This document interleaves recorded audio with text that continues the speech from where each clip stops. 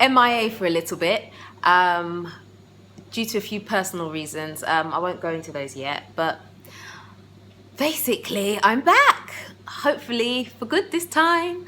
I'm going to continue trying to do my weekly videos, but if I can't, I will make them every 2 weeks. But I'm not going to disappear off the face of the earth forever.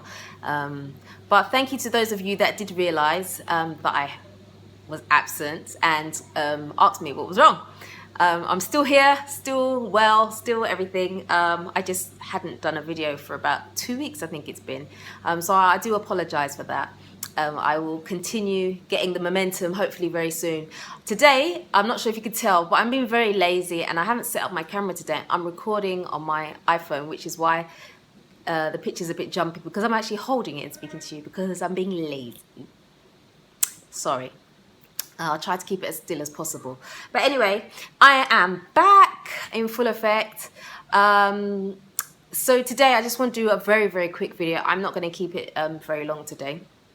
I just want to I feel like I haven't done a video on the good points and the bad points about living in Ghana or Africa maybe as a whole.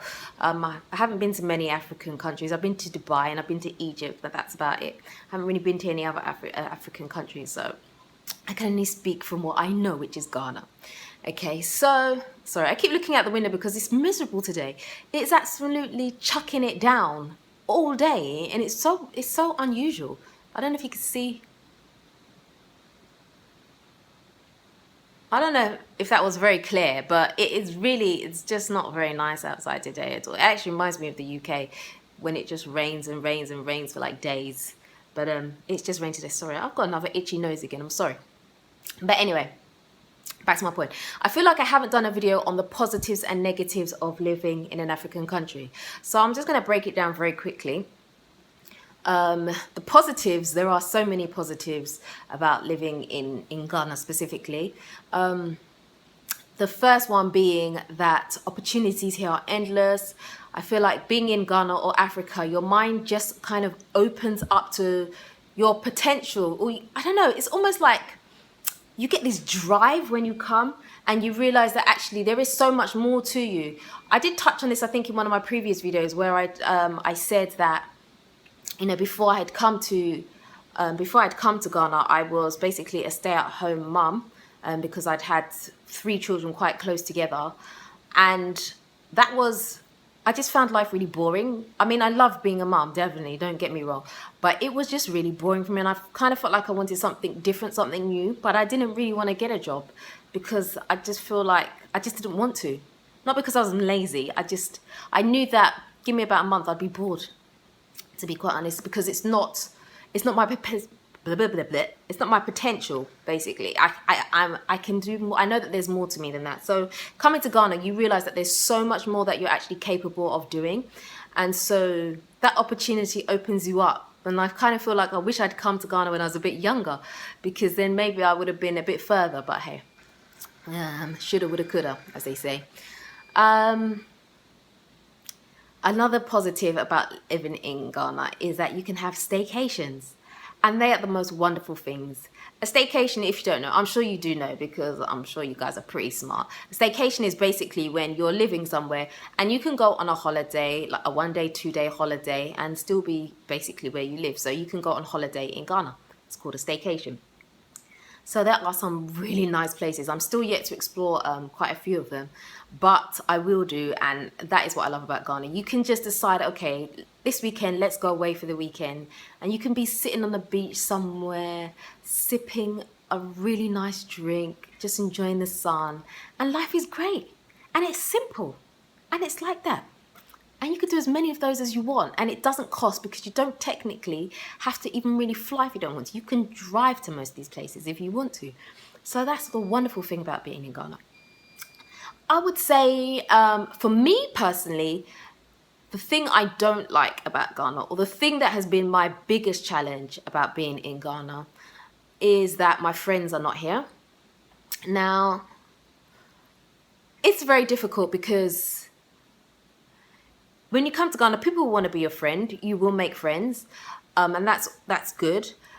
the problem that you have is finding genuine friendship. Like, I'm talking about the friendship where you're still in your pajamas and you get a knock at the door and it's your friend and she comes straight in and opens up the fridge and starts eating all your food. That kind of friendship, that's what I'm talking about. That is the kind of friendship that I miss. It just doesn't happen here. And to be fair, most of the people that I've actually spoken to that have moved to Ghana have exactly the same problem. It's so hard to find genuine, true friendship. There are people that you will make friends with. Yes, I'm not disputing that. But I'm talking about true friendship. Like, when you're down, that's the person you're going to call and say, look, let's just go chill somewhere or something. That kind of friendship. That is really hard here. There is a lot of people here that are basically just out for their own intentions. You know, they just, what's the word? Sorry, I've got really itchy nose. Don't know why. Every time I come to record, my nose itches. Unless maybe I don't realize I'm itching it during the day. I don't know. I don't know what it is, but I'm sorry.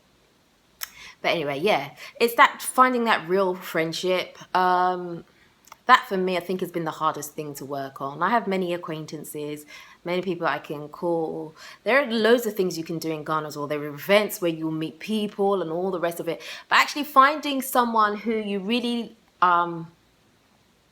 link with, you know, and is in the same life space as you. When I say life space, I mean like, I'm married and I have children, and finding someone that is in a similar situation to me, of a similar age to me, is really difficult. It's just really, really hard to find. Now, that doesn't mean that I'm lonely. Don't get me wrong. I'm not lonely here.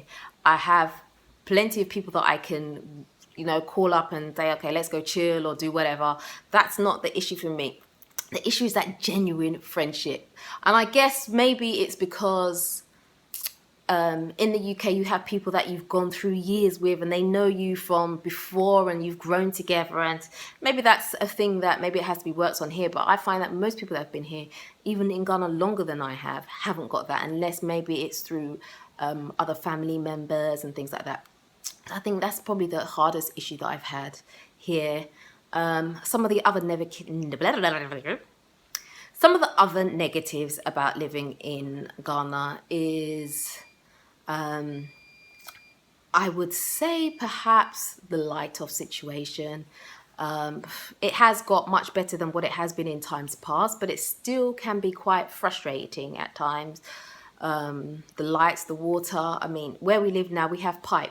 We have pipe water, so we don't need to buy our water anymore. But what you can often find is that sometimes you wake up in the morning and the pipes are off, so you have no water. And then the electricity goes off, so you have no electricity.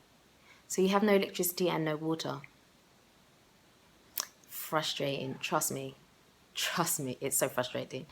But anyway, those are the little things that can be really frustrating. But for me, I still think that the positives outweigh the negatives here. Life here is just so much nicer. The food is amazing. It tastes so good.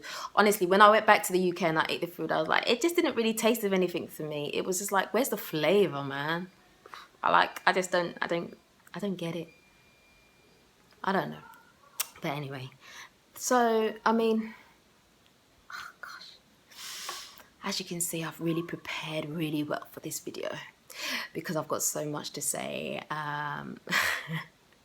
I actually prefer to do my videos off head rather than thinking about it too much first, because I feel like it takes away the essence of what I'm trying to say.